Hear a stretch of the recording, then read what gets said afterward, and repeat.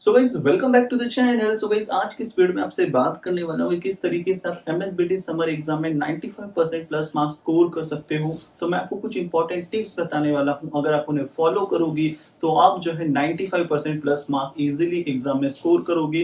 दो आपके पास जो है बहुत कम समय होगा, लेकिन जो इफेक्टिव टिप्स हैं, मेथड्स हैं, अगर उन्हें फॉलो करते हो तो आप इजीली जो है 95% plus 80 plus 90 plus marks score कर लोगे।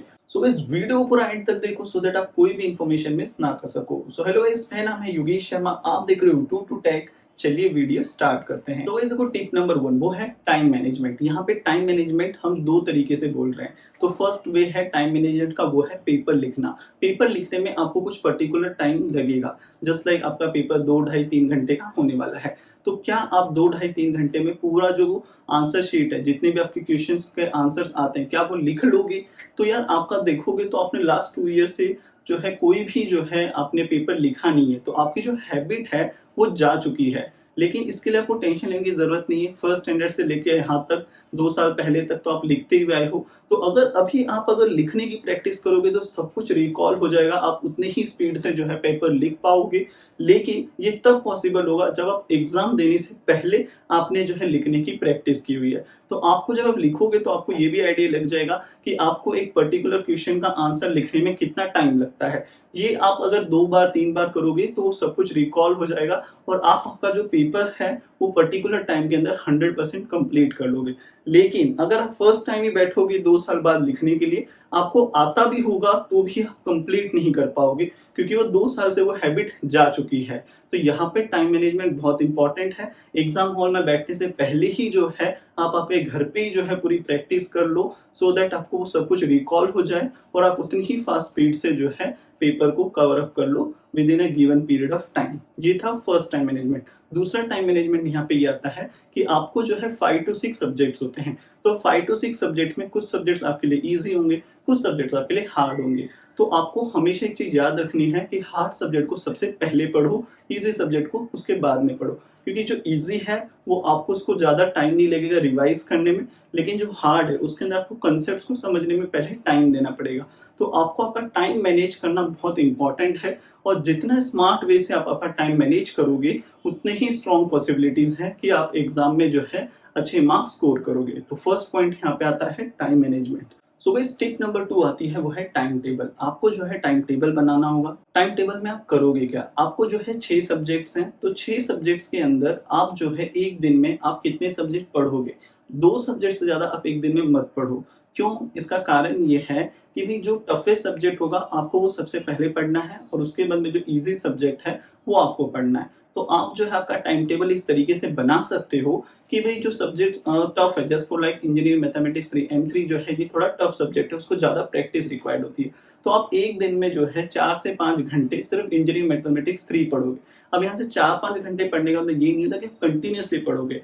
पढ़ने का यहाँ पे तरीका राइट वे ये होता है कि आप पहले 1 या 1.5 आवर पढ़ोगे, फिर 30 मिनट्स का ब्रेक लोगे, फिर वापस 1.5 आवर पढ़ोगे, 30 मिनट्स का ब्रेक लोगे।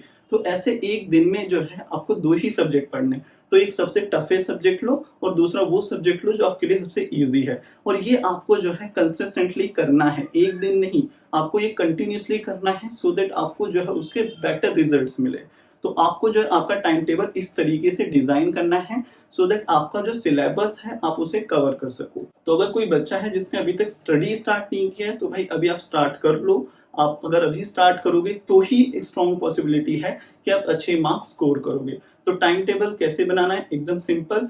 एक दिन में 2 सब्जेक्ट्स पढ़ने हैं, सबसे हार्ड जो सब्जेक्ट आपको लगता है उसको ज्यादा टाइम दो, और इजी वाले सब्जेक्ट को थोड़ा कम टाइम दो, क्योंकि वो आपको आता है तो आप उसको बहुत जल्दी जो है ग्रैप्स कर लोगे। और जो नहीं आता है उसको आप थोड़ा ज्यादा टाइम दो, उसको समझने में ज्यादा टाइम दो। और एक थिंग याद रखो, अंडरस्टैंडिंग इंपॉर्टेंट होती है, ना कि रट्टा मारना। अंडरस्टैंड करोगे तो आप आपकी ओन लैंग्वेज में एक की जगह 3 पन्ने का भी आंसर लिख सकते हो। अगर रट्टा मारा हुआ है तो आप अगर एक वर्ड भी भूल जाओगे तो आगे का आप आंसर लिख नहीं पाओगे।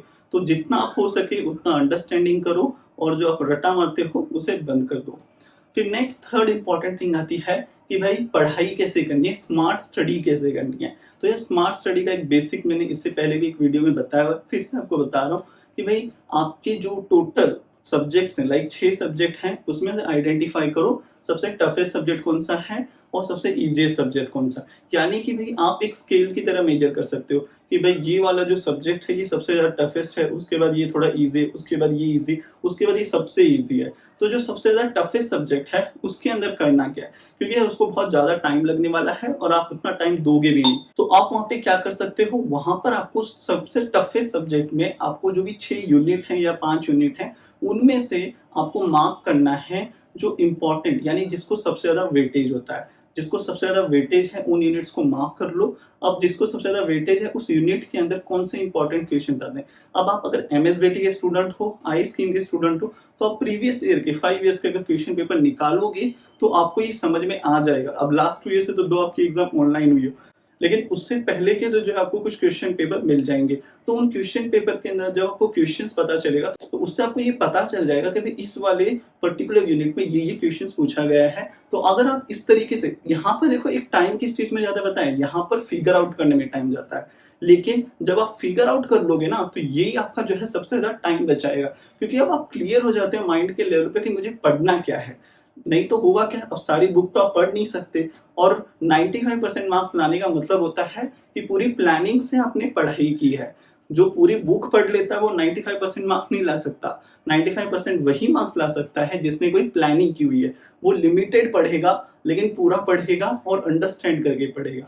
तो आपको भी यही थिंक करनी है, जो सबसे टफेस्ट सब्जेक्ट है उसको जो है उसका मार्क्स वेटेज कैलकुलेशन करो, उसके अंदर जो इंपॉर्टेंट टॉपिक्स हैं उनकी स्टडी फर्स्ट करो, उसमें से भी क्या क्वेश्चंस आ सकते हैं वो आपको प्रीवियस ईयर के क्वेश्चन पेपर से पता चल जाएगा।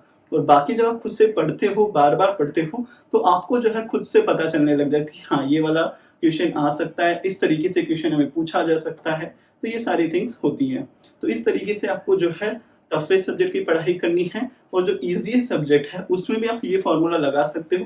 उसके भी जो है 6 यूनिट्स लो, उसको जो है देखो किसको सबसे ज्यादा वेटेज है, उस यूनिट को पकड़ो, उसमें इंपॉर्टेंट पॉइंट्स को मार्कअप करो। ऐसे जो है आप सारे 6 यूनिट्स का कर सकते हो। तो अब जो आपको 100 में पढ़ना था पूरा सिलेबस, अब आप उसमें से कुछ इंपॉर्टेंट थिंग्स को पढ़ोगे जिसके हाई प्रोबेबिलिटी है कि वो एग्जाम में आएंगे। इससे आपका टाइम बच जाएगा और आपके ब्रेन पे ज्यादा बर्डन नहीं आएगा, वही पढ़ोगे जो इंपॉर्टेंट है। नेक्स्ट 4th इंपॉर्टेंट पॉइंट आता है वो है रिवॉर्ड। यार आपको रिवॉर्ड देना चाहिए, क्योंकि देखो पढ़ाई करने में सभी को मजा नहीं आता, नॉर्मली पढ़ाई करने में किसी को मजा नहीं आता है, वो भी जब आप स्कूल कॉलेजेस की पढ़ाई करते हो। तो आपने आपको रिवॉर्ड दो, जस्ट लाइक है मैंने आज एक यूनिट कंप्लीट कर ली तो मैं अपने आपको रिवॉर्ड दूंगा। जो भी चीज आपको पसंद है आप वो थिंक करो, लाइक आपको कुछ खाना पसंद है आप वो खाओ। तो इससे होता क्या है, आपका जो माइंड है वो आपको जो है मोटिवेट करेगा कि हाँ भाई अब मैंने फर्स्ट कर लिया तो मैं सेकंड भी कर सकता हूँ। तो जब आप खुद को रिवॉर्ड देना स्टार्ट करोगे तो आपका जो सबकॉन्शियस माइंड है वो और स्ट्रांग बनेगा,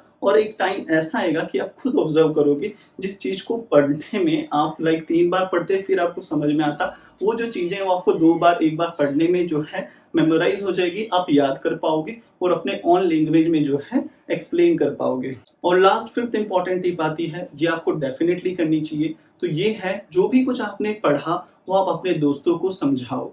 जब आप किसी को समझाते हो तो वहां पर होता क्या है, आपने जो कुछ पढ़ा आप वो रिकॉल करते हो, और उसके बाद आप आपके फ्रेंड को जब बताते हो तो वापस जो है वो एक बार रिवाइज हो जाता है। जब आप किसी को समझाते हो ना तो होता ये है कि आप आपका नॉलेज शेयर करते हो। तो जब आप शेयर करते हो तो वो आपका बढ़ता है, कभी भी कम नहीं होता। इससे होता यह है कि आपका फ्रेंड भी जो है, क्योंकि देखो नॉर्मल थिंग क्या होती है, हमारे पास एक ऐसा दोस्त होता ही है जिसकी बात हम जो है जो समझाने में बहुत अच्छा होता है ओवरऑल। तो जब वो हमें समझाता है तो हमारा बहुत टाइम बच जाता है, क्योंकि उसकी बातें याद रह जाती हैं, और वो किस तरीके से समझाता है उसके ऊपर डिपेंड करता है। तो जैसे हम स्कूल डेज में थे, कॉलेज डेज में थे, तो हमारे जैसे फ्रेंड हुआ करते थे, या मैं किसी को एक्सप्लेन करता था तो हम जो है ओवरव्यू में एक्सप्लेन करते थे और इंपॉर्टेंट पॉइंट्स बता दिया करते थे, भाई ये वाला क्वेश्चन है, ये 4 लाइन इंपॉर्टेंट पॉइंट है, इसी को तेरे भाषा में बना बना के लिखते जा। तो ये इंपॉर्टेंट थिंग्स, तो जब आप किसी को एक्सप्लेन करोगे तो आपका खुद का भी रिवीजन होगा और वो भी जो है 2 चीजें सीख जाएगा, और वो भी आपको जो है थैंक यू कहेगा पेपर के एंड में। तो रिवीजन करने का सबसे अच्छा तरीका होता है कि आप आपके फ्रेंड्स के साथ जो है जो भी टॉपिक्स हैं, जो भी सब्जेक्ट है, वो जो है एक दूसरे के साथ जो है नॉलेज को एक्सचेंज करो, एक दूसरे को कंसेप्ट एक्सप्लेन करो। इससे जो है अब दोनों जो है बहुत फास्ट स्पीड में जो है उन टॉपिक्स को कवर अप कर ले। तो ये बहुत स्मार्टेस्ट वे होता है और ये जो है आपको डेफिनेटली करना भी चाहिए। ओवरऑल ये कुछ 5 इंपॉर्टेंट टिप्स थी जिसे अगर आप फॉलो करते हो तो स्ट्रॉन्ग पॉसिबिलिटी है कि आप मोर देन 80, 90, 95% मार्क जो है एग्जाम में स्कोर करोगे। तो ये जो है वीडियो आप सबके लिए हेल्पफुल रही होगी, उम्मीद करता हूँ। वीडियो पसंद आई तो लाइक कर दो, फ्रेंड्स के साथ शेयर कर दो, चैनल पर नहीं हो तो सब्सक्राइब कर दो, सो दैट आपको ऐसे ही informative videos, exam related updates, admission related updates मैं आपको प्रोवाइड कर पाऊँ। So guys, thank you for watching this video. मिलते हैं न्यू टॉपिक पर, तब तक के लिए बाय बाय, जय हिंद।